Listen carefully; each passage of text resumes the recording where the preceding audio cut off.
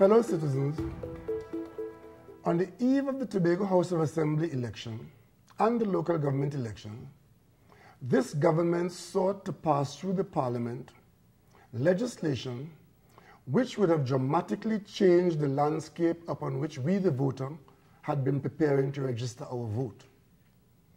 With respect to Tobago, it introduced during the THA campaign a hurriedly drafted bill promising self-rule for the island.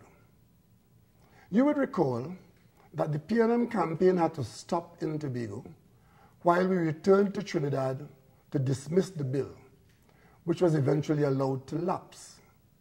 In that instance, the UNC was prepared to expose the Parliament of this country to a shameful election gimmick, which they knew would have the effect of damaging the country's territorial borders. With respect to the recent local government elections, we saw the hurried, disorderly introduction by the government of proportional representation, quite literally in the dead of night, almost on the eve of the election day, the effect of which they did not fully understand, since it did not assist in their securing victory. Both cases were naked, desperate, and panicked attempts to move the goalposts in order to gain a political advantage and reduce their margins of defeat. Fortunately, on both counts, the government underestimated the decency and intelligence of the people of this country and failed miserably in their attempt to distract the voter, and they were resoundingly rejected at the polls. This week, during the adjournment at vacation time, the government announced its intention to lay before Parliament for debate the Constitutional Amendment Bill 2014. According to the government, this bill requires a simple majority to be passed, which of course means that at the parliamentary level, while the People's National Movement can oppose it, and it will strongly do so, it ultimately cannot prevent its passage. This being the case, and given the extreme gravity of the content of the bill and the potential threat to good order, the People's National Movement would wish to take this opportunity to put before you, the citizens, our position on this bill, so that you may carefully appreciate what our government proposes to introduce, which once again seeks to fundamentally change the political landscape and severely restrict the individual's right to vote for the party and candidate of his or her choice, a freedom which we have enjoyed unfettered since our independence. And they do so by coercing tens of thousands of citizens to vote for a political party which may not have been their first choice. Citizens would in effect be forced to vote for candidates of one of the two major political parties or stay out of the election process. The PNM believes this development to be a naked and subversive attack on the principles of democracy. This bill will also change, in a very dangerous way, how a government is formed and has the potential to dramatically impair the peaceful transfer of power from government to government, the perils of which I will address later. We cannot be distracted by the superficial attraction of restricting a prime minister to 2 terms and having a right of recall of members of the House of Representatives. I ask you to consider if a multiple-term prime minister has ever been a problem on the national level. When did this issue become part of the burning public discourse before 2010? When would we have been better off not having a multiple-term prime minister? Would we as a nation have actually been better served if Dr. Eric Williams had served only 2 terms? And who would be of that view? I am certain it would not be the voters who frequently refreshed his mandates for 25 years. Since independence, we have only had 3 occasions where prime ministers have served more than 1 term. As a matter of fact, during the last 30 years, 1-term prime ministers have been more the norm than an aberration. If the leadership of a particular individual is a problem, our democratic process has a proven and exercised track record for dealing with that. And if leadership is not an issue, Do we wish to find ourselves being forced to change? I remind you that in Tobago, Orville London secured an awesome victory in his 4th term. Is it that we should be denying all those citizens who chose to vote so overwhelmingly in favor of his leadership and service? Would Tobago really be better off had they limited him to 2 terms? The PNM sees in this proposed amendment the limiting of the voters' democratic right to select the leader of their choice for the period of their choice. With respect to the recall of members of the House of Representatives, the threshold that is required to be met for the seat to be declared vacant is so onerous and the window so narrow that it is almost unachievable for it to have any effect or be exercised. Firstly, the application for a recall petition must be supported by 10% of all persons registered to vote in the constituency. And that application can only be made in the 4th year after the poll. Once the application is accepted by the Election and Boundaries Commission, it would then issue a recall petition which would require the vote of 2/3 of the registered voters in the constituency before the seat can be declared vacant. This would then trigger a by-election. Even in a keenly contested general election, it would be rare, if at all possible, for 2/3 of the registered voters in a constituency to come out and register their votes. This threshold that is required to be crossed reduces this proposal to a shallow gimmick. All that it would achieve is frequent election disruptions, instability, and mostly no successful challenge. These proposals are solutions looking for problems or flawed answers looking for questions. Platitudes that, when considered, would not improve the operations of government or deepening of our democracy. These proposals will not significantly improve quality of your life or the democracy which we enjoy. Now, on the issue of the supplementary elections, or what is commonly referred to as a runoff poll, the bill proposes to amend Section 73 of the Constitution to prevent a candidate in a general election from being elected as a member of the House unless he obtains more than 50% of the votes cast. Where none of the candidates obtain the required 50%, a runoff poll must thereafter be held 15 days after the results having been declared between the 2 candidates who earned the highest and second highest number of votes. This therefore means that when you go out to vote on election day and cast your vote for your candidate of choice, and your candidate gets the 3rd highest number of votes, and no candidate in your constituency passes the 50% threshold, you would be required to go back to the polls in a runoff poll. However, on this occasion, your candidate representing your party of choice is not on the ballot, having obtained the 3rd highest number of votes. In those circumstances, you can either deny yourself your constitutional rights to vote, or you are forced to vote for a candidate and a political party in respect of which you initially reposed little or no confidence. We in the People's National Movement see the potential effect of the runoff poll as being a retrograde and restrictive step, and I dare say a carefully intentioned choke on your freedom to choose the candidate and party of your choice at the final stage of selection. Ladies and gentlemen, also contained in this bill is perhaps the most dangerous and potentially destabilizing legislative provision since the inception of our democracy, which has placed the orderly transfer of power and the efficient formation of the new government under serious threat. Under this proposed law, the government could lose at the polls, but there are a number of supplementary or runoff polls to be conducted, or quite possibly just one.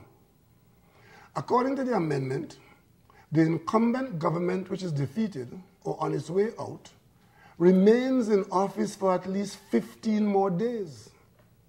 I say at least because one needs to consider the likelihood of legal challenges. It therefore creates the distinct possibility that a government which has lost an election remains in control, if even for only 15 more days. This is the government of Rishmi. This is the government of Emailgate.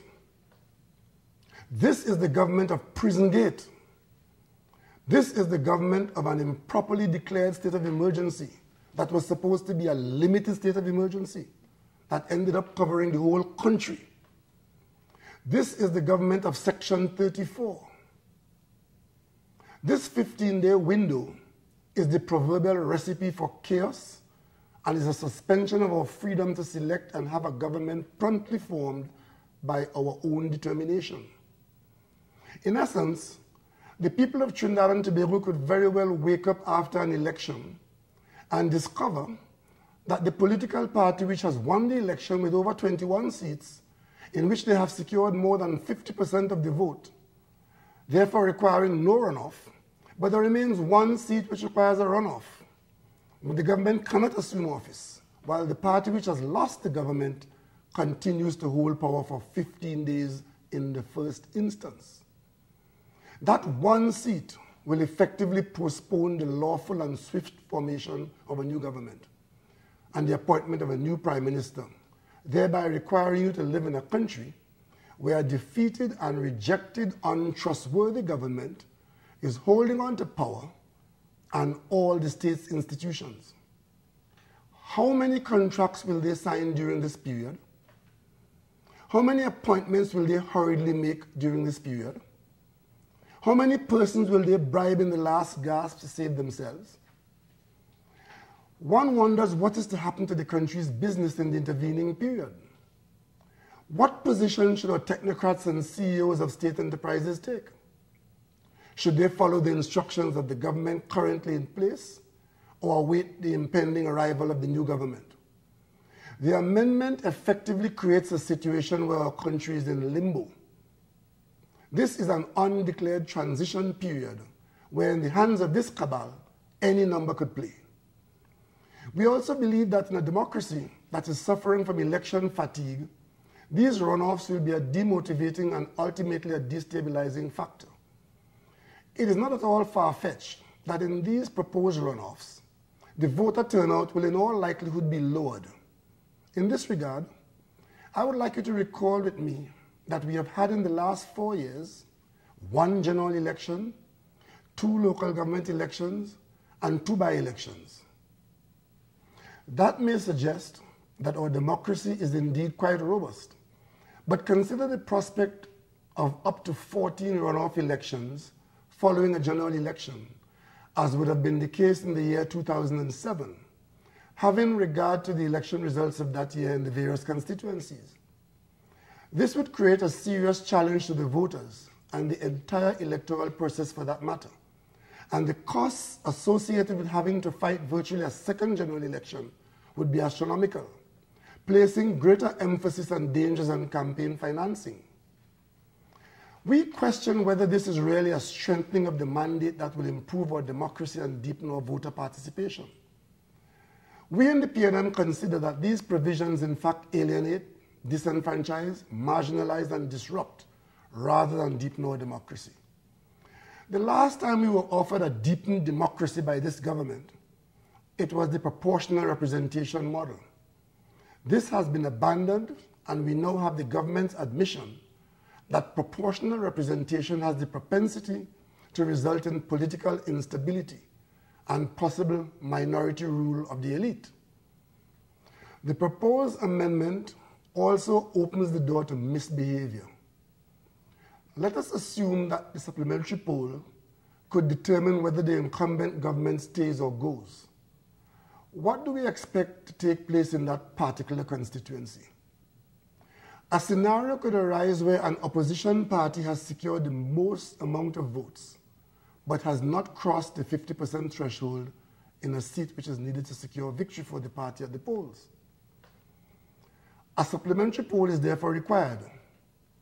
It would not be extraordinary to foresee that the incumbent government, who effectively lost the election, would now focus all its resources, and I dare say the resources of the state, on that particular constituency to secure victory. Don't forget the behavior of this government as it led its high-profile candidate into the St. Joseph by-election. He was giving out construction contracts like sweetie, and the life of the government was not at stake. Imagine what would happen if the government's future is the prize. Some already envisage fears of an election being stolen, with all the attendant social instability which could follow from such perception. I'm also concerned that in instances where there has been wrongdoing when in office, this amendment effectively allows for the incumbent to utilize the 15 days to destroy any evidence of his misdeeds. Ladies and gentlemen, this amendment solely benefits a government that wishes to hold on to power in the face of defeat and even after it has been defeated. It is not surprising to the PNM and many other informed voices that the runoff voting was not a recommendation of any of the constitutional reform reports completed over the last 60 years, from the Hugh Wooding report under Dr. Eric Williams to even the most recent report of Prakash Ramadar. Reports are confirming that this far-reaching development formed no part of the discussions in the national consultations.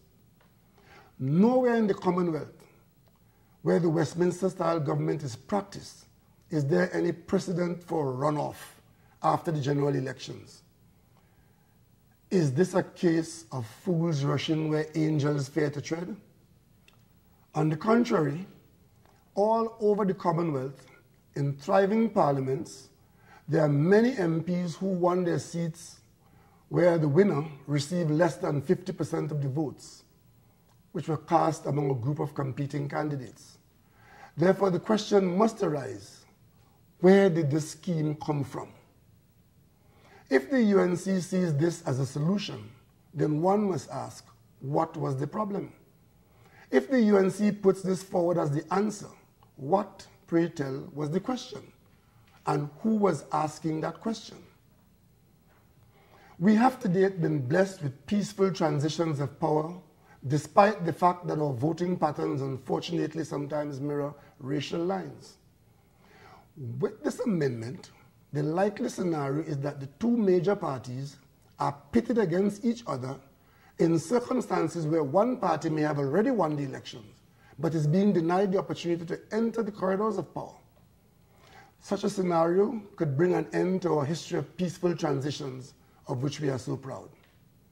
We in the PNM believe that there are long-standing issues which have affected the quality of our lives and governance over many years. And in that regard, we'll be proposing for the consideration of the citizenry several areas of reform of the Constitution and legislative reform, which the PNM believes are practical and relevant proposals which will significantly contribute to the better administration of our country. Some of these proposals are: 1, restructuring the architecture of government to make Parliament supreme, that all parliamentarians, whether on the government side or the opposition bench, are to be engaged in the people's business and the service full-time. This will ensure that those who we elect to serve are not distracted by other interests. 2, increase the powers of the standing parliamentary committees to bodies with the power to subpoena, summon, and investigate any aspect of state apparatus in which the public has an interest. 3, limiting the size of the cabinet and legislating the parameters of ministries to allow for more effective management and stability, and discourage prime ministers from inventing and or splintering ministries on a whim or fancy. 4, limiting the number of senators appointed to the cabinet, thereby ensuring that the persons who the voters elect are in the main the persons running the nation's business. 5, provide for the appointment of a deputy prime minister so that the important office of the prime minister ceases to become a 10-day plaything. 6, revisiting the powers of the president and providing for greater participation in the electoral process for that office to encompass a wider cross-section of the country's stakeholders in a significantly enlarged electoral college, which will ensure that the president is not seen to be, nor is a creature and extension of the parliamentary majority. This expanded electoral college may include leaders of religious bodies, NGOs, mayors and chairmen of municipal corporations, labor, the universities, THA representatives, etc. 7. Campaign finance reform, which will introduce significant levels of transparency by measures being aimed at reducing and managing the influence of political donors on political parties and governments. 8. Make the Caribbean Court of Justice the final court of appeal. 9. Provide for full internal self-government for Tobago. 10. Through effective devolution, provide more executive authority and autonomy to municipal corporations and enshrining local government within the Constitution. These are but some of the areas where our experiences have shown us that we could address our Constitution in a manner to benefit the interests of the wider national community. What we are being offered instead is a cosmetic tinkering in an attempt to benefit the UNC ambitions to try and interfere with the smooth running of the electoral process in the upcoming general elections, in which they are destined to be defeated. I would like to invite every citizen to rise up and join us with vigilance and conviction in protecting again our democracy. I invite every citizen, every group, every association, regardless of your age, gender, race, religion, political affiliation, geographic location, or social standing, to join us, and let's band together in seeking to stop this open attack on our democratic rights and freedoms to select and vote for a party of our choice, and not be forced or fettered by law to vote for one that is not your primary choosing. I invite you to reject chaos and confusion that the runoff law would cause in our democracy, which could see more than a dozen runoffs being conducted after the first poll of a general election. But most of all, I invite you to look at the government's abusive track record of deception and insincerity, and ultimately examine the insidious intent of this runoff law and reject it as the panicked and desperate actions of a party trying to hold on to power at the cost of removing your democratic freedom of choice. Join us in St. James on Tuesday, 12th of August at 7 p.m., where we'll continue to discuss this and other important developments in our country. Thank you for your attention. May God bless you, and may God bless our nation. The proceeding has been a paid broadcast.